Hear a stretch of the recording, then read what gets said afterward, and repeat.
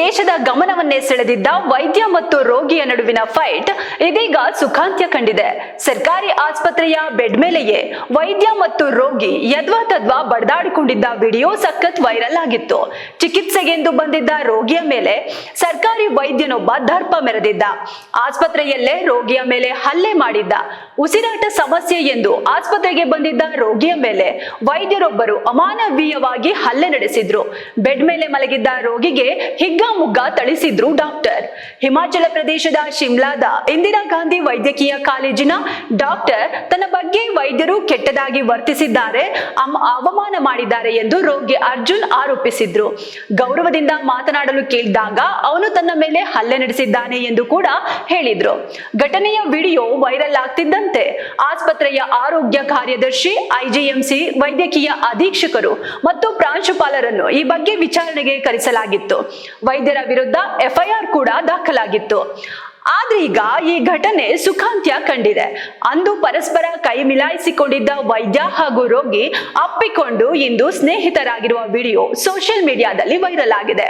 ವಿವಾದದ ಕೇಂದ್ರ ಬಿಂದುವಾಗಿದ್ದ ವೈದ್ಯ ರಾಘವ್ ನರುಲಾ ಮತ್ತು ರೋಗಿ ಅರ್ಜುನ್ ಪನ್ವಾರ್ ಪರಸ್ಪರ ಕ್ಷಮೆಯಾಚನೆ ಮಾಡಿಕೊಂಡಿದ್ದು, ಈ ಮೂಲಕ ವಿವಾದ ಶಾಂತಿಯುತವಾಗಿ ಅಂತ್ಯಗೊಂಡಿದೆ.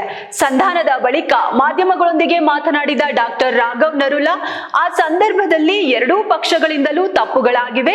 ಈಗ ನಾವು ಮಾಡಿದ ತಪ್ಪುಗಳನ್ನ ಪರಸ್ಪರ ಅರ್ಥ ಮಾಡ್ಕೊಂಡಿದ್ದೇವೆ ಹಾಗೂ ನಾವು ಒಬ್ಬರನ್ನೊಬ್ಬರು ಅಪ್ಪಿಕೊಂಡು ಕ್ಷಮೆ ಕೂಡ ಕೇಳಿದ್ದೇವೆ. ಈಗ ಎಲ್ಲವೂ ಸರಿಯಾಗಿದೆ ಎಂದು ಹೇಳಿದ್ದಾರೆ. ರೋಗಿ ಅರ್ಜುನ್ ಪನ್ವಾರ್ ಕೂಡ ವಿವಾದವು ಇತ್ಯರ್ಥಗೊಂಡಿರೋದನ್ನ ದೃಢಪಡಿಸಿದ್ದಾರೆ. ವೈದ್ಯರು ತಮ್ಮ ತಪ್ಪನ್ನ ಒಪ್ಕೊಂಡು ಕ್ಷಮೆ ಕೇಳಿದ ನಂತರ ನಾನು ಈ ವಿಷಯವನ್ನ ಮುಕ್ತಾಯಗೊಳಿಸಲು ನಿರ್ಧರಿಸಿದ್ದೇನೆ.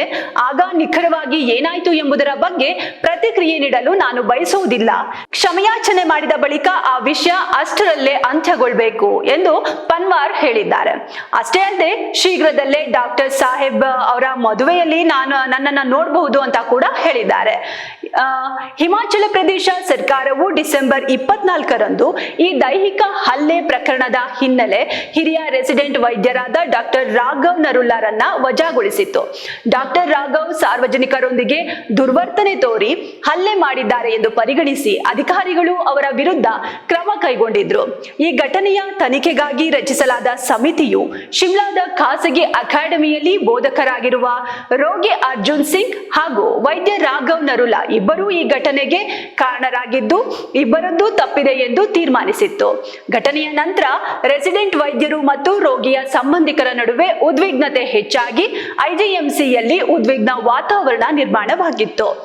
ಆದ್ರೆ ಈಗ ಎರಡೂ ಪಕ್ಷಗಳು ಸಂಧಾನ ಏರ್ಪಟ್ಟಿದ್ದು ಆಸ್ಪತ್ರೆ ಮತ್ತೆ ಸಾಮಾನ್ಯ ಸ್ಥಿತಿ ಮರಳಿದೆ.